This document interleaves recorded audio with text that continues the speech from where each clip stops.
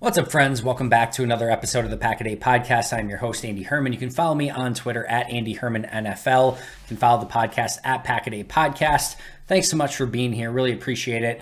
I love doing these draft breakdowns. I hope you guys are enjoying them as well. We're going to be going over Darnell Wright, who, interestingly enough, just visited the Green Bay Packers, which used to be not so much of a big deal. In fact, before, it almost seemed like Green Bay used him as subterfuge, if you will. Like, they were basically doing these visits. It almost seemed like to make teams think that they were interested in these players, and then they would go in an entirely different direction. But more often, lately, they have been actually using these visits for players that they have ultimately brought into Green Bay and even selected early in the draft. So we can no longer look at these early visits and say they don't mean anything, because they absolutely have. And Darnell Wright, again, more recently in Green Bay for a pre-draft visit, which could mean something, could mean nothing. More often than not, it just means that they want to double check something. Maybe it's a medical, maybe it's a whatever. But it is interesting nonetheless that he did spend some time in Green Bay recently. So let's get to his full breakdown. This is one of my favorite players in this year's draft, and we'll get into all the reasons why in just a moment. But let's start with the basics, as we always do. He is a 6'5", 333-pound offensive tackle from the University of Tennessee. He is a senior, a true senior. He is 21 years old.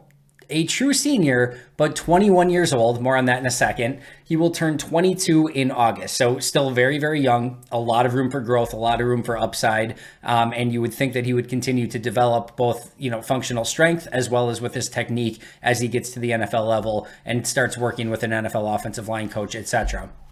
9.67 RAS, relative athletic score, 96th percentile overall athlete. He did not do the bench press. He did not do the 3-cone, so it's not a full, complete relative athletic score, but the stuff that he did test in, he tested phenomenally at. And he had a 50th percentile height, a 92nd percentile weight, 70th percentile vert, 97th percentile broad jump, 93rd percent 40-yard dash with a 5.01 40-yard dash, 90th percentile in the 10-yard split, which is more important for offensive linemen, and 63rd percentile in the short shuttle. Now, all of that sounds really good, except I want to point out, not except, but I also want to point out that he is doing that broad jump, the 40-yard dash, the short shuttle at 333 pounds.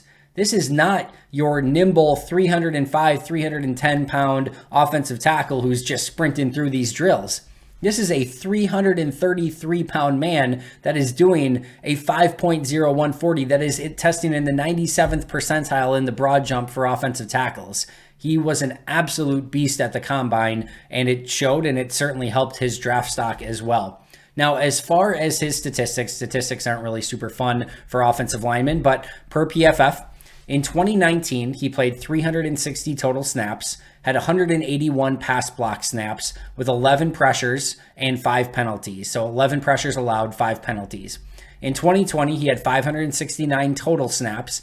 309 of those were in pass protection, gave up 19 pressures with 4 penalties. In 2021, 922 snaps, 495 pass block snaps, 17 pressures allowed, 10 penalties. So certainly the 17 pressures, 10 penalties, that is not what you want to see. But in 2022, he comes back, 895 snaps, 507 of those were in pass protection, only 8 pressures, 0 sacks, and 3 penalties. And again, this is not just some small school offensive tackle. This is an SEC offensive tackle going against some of the best of the best. Here's what else I want to point out here. We talk about him being young. We talk about him being a true senior. In 2019, at the University of Tennessee, in the SEC, he played 360 snaps along the offensive line at age 18. Think about that for a second. And even this past year, still only 21 years of age as he was going up in his senior year. And the crazy thing here is that though he's still only 21 years of age right now, 2,746 offensive snaps in the SEC at primarily left tackle and right tackle.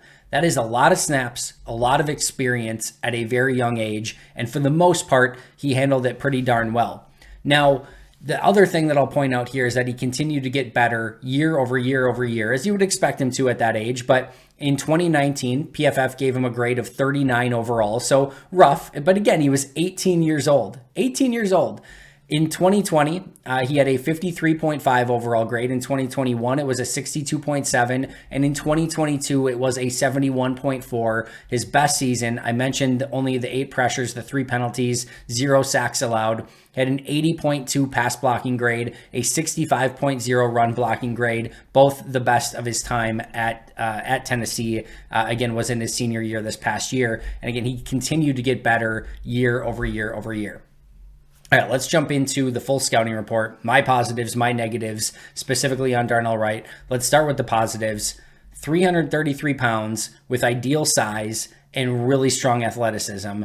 As I mentioned, this is not just your, smaller, agile offensive lineman that's running through some of the testing. This is a 333 pound pass blocking, run blocking, physical specimen that was going through that. And that strength, that athleticism, that overall size, the power at 333, all of that showed up on tape in a variety of different ways. Wasn't always super consistent, but it certainly showed up, especially this past year in his senior season. And the other thing I will note there, and we saw it in the short shuttle, we saw it in the 10-yard split, we saw it in the 40, we saw it in the overall, his footwork and his explosiveness off the line of scrimmage is extremely good for his size. I would not say that he has phenomenal footwork. His footwork ultimately needs some work and it needs to continue to get more consistent. I wouldn't say he has amazing, it's not upper echelon footwork by any means. In fact, you could probably put it closer to the negative category. However, his footwork for 333 pounds, to me, is very impressive, and I do think it's going to be something that continues to improve. And we saw via his testing that the agility is there, that the quickness is there, that the explosiveness is there, that all of it is there for him to be a high-end athlete with quick footwork at the position. It's just something that he needs to continue to work on. As I mentioned, he got better year over year, and the easy expectation watching him is that his best football is still ahead of him. We saw his absolute best football in his senior season, and he is a projectile, I guess, if you will. Like, he's a projection candidate. That's probably a better way to put it. You're not throwing a 333-pound offensive tackle. He's a projection at offensive tackle. And what I mean by that is we saw some good tape at Tennessee. There's no question about it. And we'll talk about in a second his game against Alabama. But the idea here is that this is a player whose best football is by far and away still ahead of him. And he has so much room for growth. He has, again, the high-end upside, the high-end athleticism, and with playing 2,000-plus snaps in the SEC, playing as young as 18 years old, the idea here is that his best football is still in front of him, and he is going to end up being a much better NFL player than he even was in college at Tennessee. His best opportunity for success is in a phone booth. And what I mean by that is you can beat him a little bit with speed. You can beat him a little bit with quickness. You can, cut inside, change direction, those sort of things. But once he gets his hands on you and you are hand fighting with him, or, once he really gets aggressive with you, it's over. It's done with. And he has extremely strong hands. He plays with power. He has a strong upper body. And as mentioned, if you're going to get into hand-to-hand combat with him, or are now matched up with him and you didn't get around him with speed or quickness, good night, nurse. It's over. It's done with. He is going to beat you. He's going to out-physical with you. And if you ticked him off and you peed in his Cheerios, he's going to throw you to the ground because he can finish you as well. Again, he's not always consistent as a finisher. There'll be times where he's just kind of, all right, I'll let you go this round. But there's times too where if he's not, if he gets a little bit after it, he'll throw you to the ground. He'll show some finishing prowess and power to his game as well.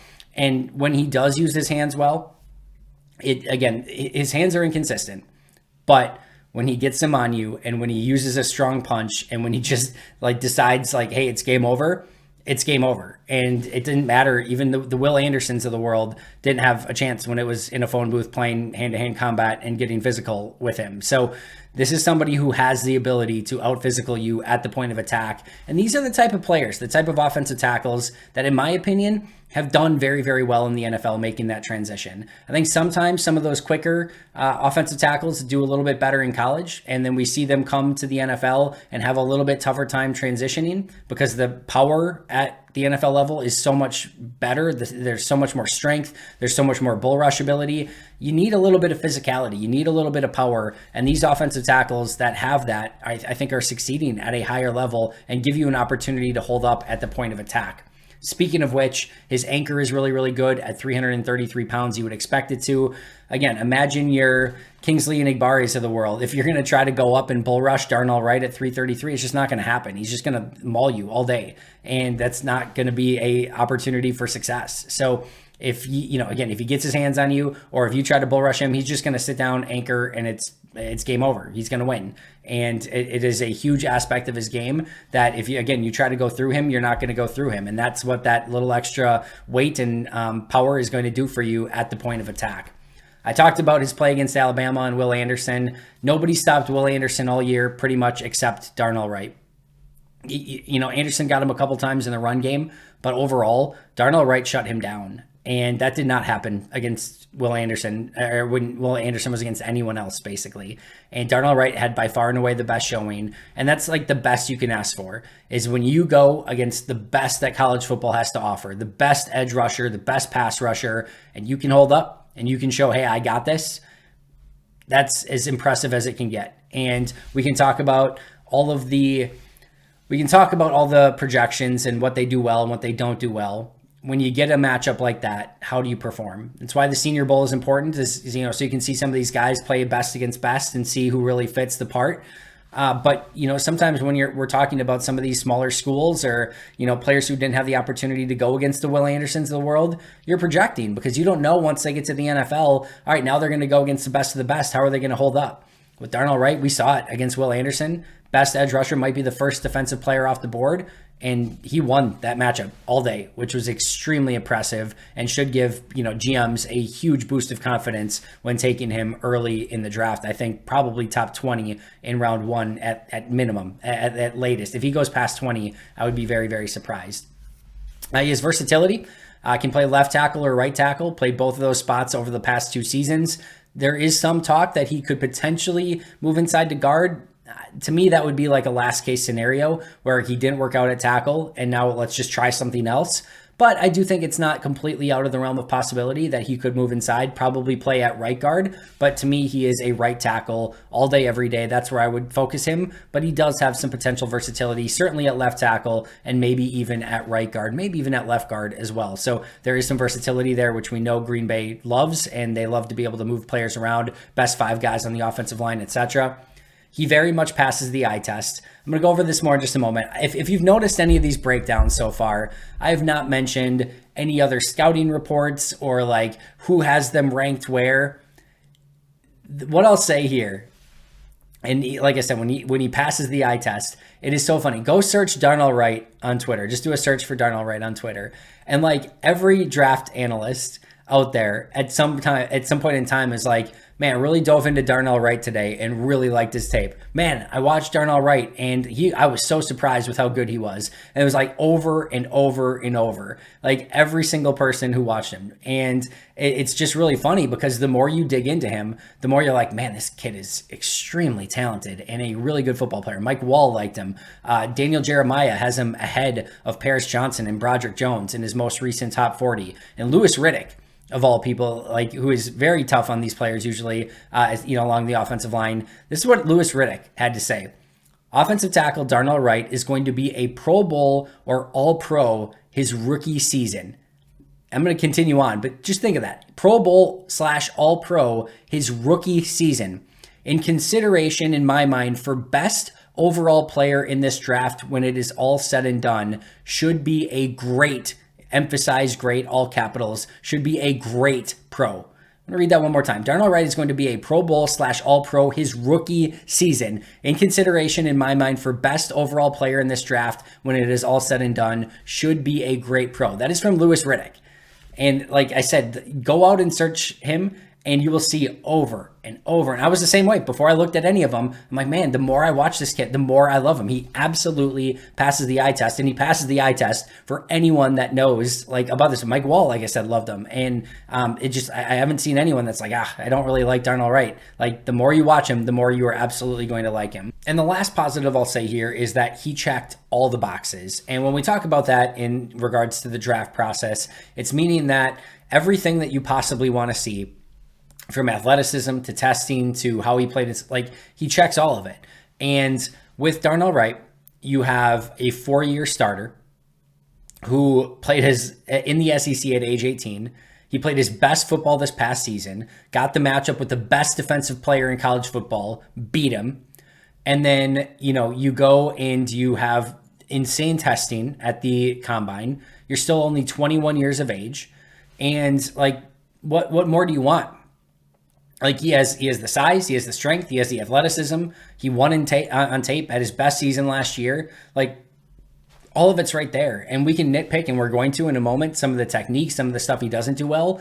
But like at the end of the day, that is a very well-rounded prospect. And again, I'll say it one more time. The more you put on the tape, the more you watch him, the more you end up liking him. And the upside is absolutely striking with him.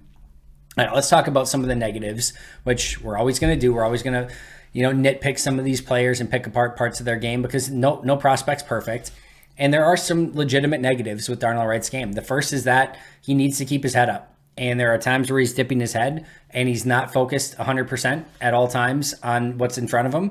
That can lead to some issues with twists and stunts. That can lead to some issues with just overall balance, which is my next one on this list, is that he's not always completely balanced. When he is on balance, it's really difficult to beat him. But some of that change of direction and some of that quickness from faster defensive players gives him a little bit of issue, and that can get him a little bit off balance. And when he's off balance, he's more susceptible to inside moves. He can get kind of thrown to the side a little bit. So what he needs to work on is just staying on balance, because when he is, it's so hard to beat him because you're not going to beat him with strength, right? So that's something he needs to continue to work on. As mentioned, speed and change of direction will give him some issues. There were multiple times. It was funny because I noted this on tape, and then Ben Fennell tweeted about it as well. You see a lot of hands on his hips, and it's not something you normally see. But there were times a decent amount of times you saw hands on hips, and what that means is that he's tired. It means maybe he's a little bit out of shape, maybe he's not in peak condition, and that's a little bit worrisome because you don't want to see that.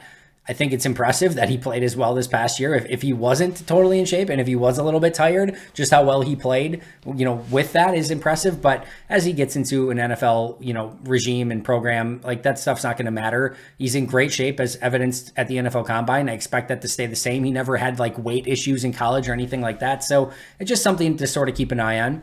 As mentioned earlier, when his hands are good, he's going to win, but his hands are inconsistent. His placement of his hands will be all over the place, and it's just not something that you can count on down in and down out.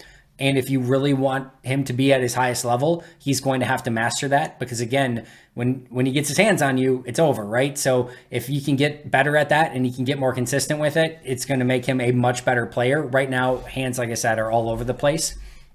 And I think that's the biggest thing. His overall technique just needs a lot of work, and it's a work in progress. His footwork we talked about, his hands we talked about, staying on balance, his sets, his knee bend's not great. Like all of those things are things that you can work on as an offensive line coach.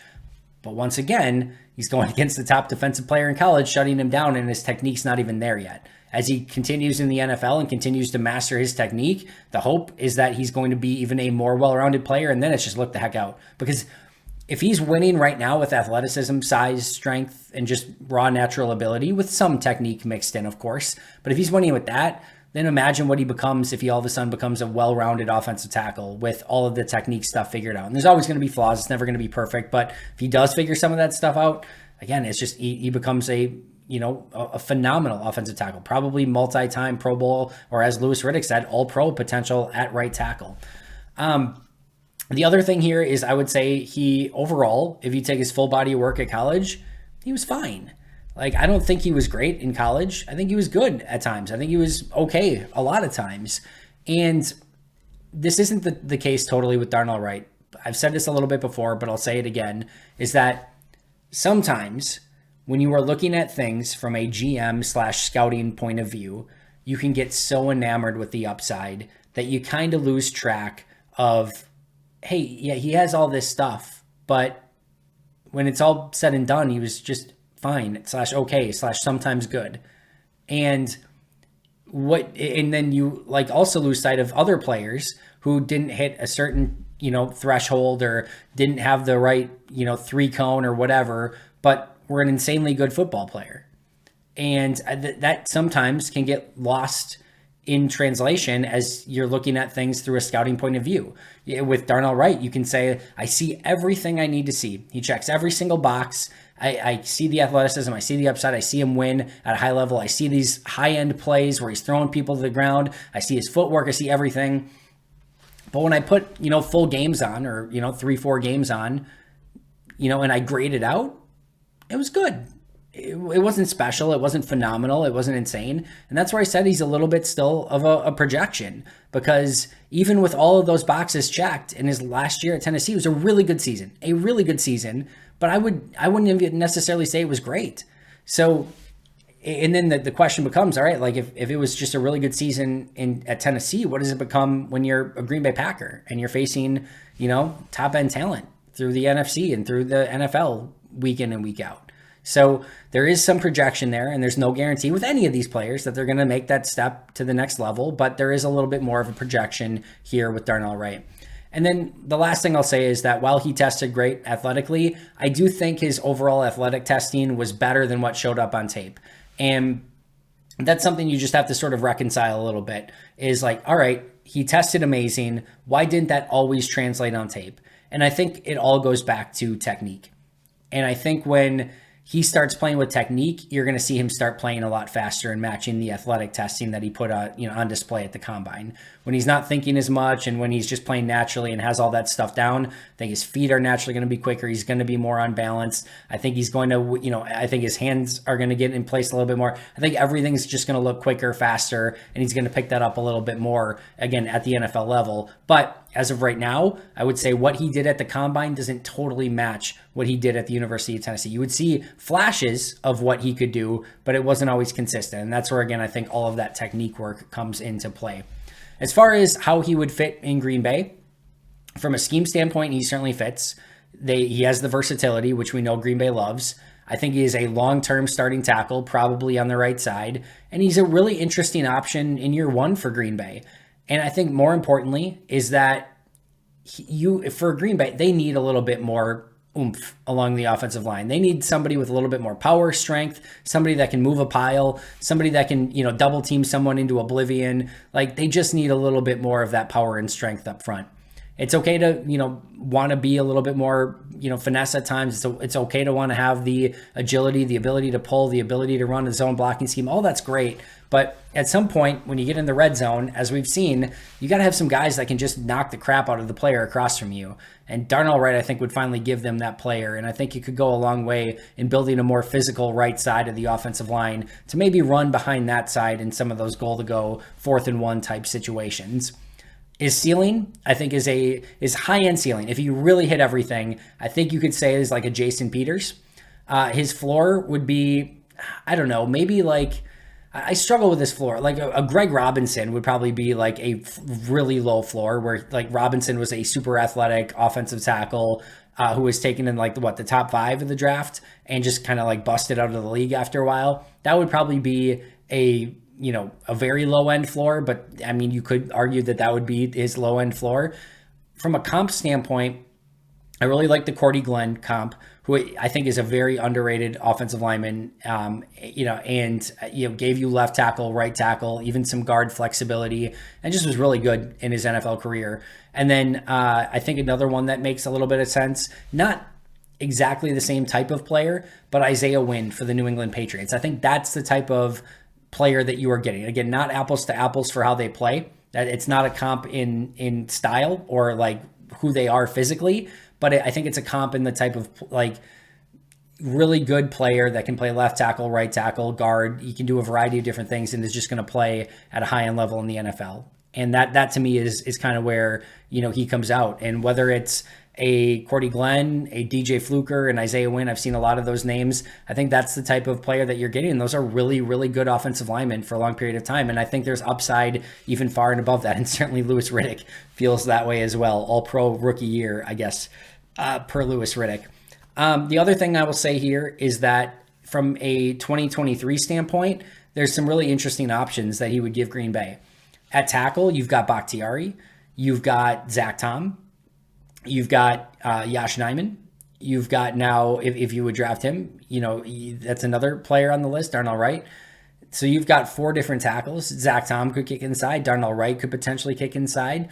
You've got, then if both of those guys kick inside, you've got competition for Myers. You got competition for Runyon. You can move Elton Jenkins to any of the 3 spots. Like, it's just going to give you a lot of, versatility and a lot of different options. Zach Tom can play 5 spots. Elton Jenkins can play 5 spots. So, Myers can play center or guard. You're really going to be able to play best 5 guys. And if you do have a Bakhtiari injury, Yash can play left, right. Darnell Wright can play right. And yeah, it's just going to give Green Bay a lot of potential options if they do ultimately go in that direction.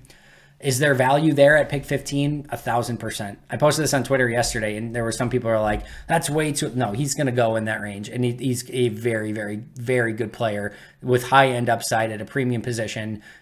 He is well within the range of being picked at pick 15. I don't think it's impossible that he could go before 15, if I'm being honest. And I would be shocked if he made it past... pick 20, I think, is probably the floor, in my opinion, for Wright. As far as if Green Bay would actually do it, absolutely. In fact, I'm not so certain that he's not my leader in the clubhouse right now, because I think he's probably going to be there at 15. And if you look at what Green Bay likes to do, this is the ultimate Green Bay pick. He hits everything from an offensive testing standpoint that they love. Super high-end athlete, 21 years old, SEC school, premium position. It's all of it. It is all of it. And his tape's fantastic. A little bit of a projection. The idea that he's going to be better in the NFL than college.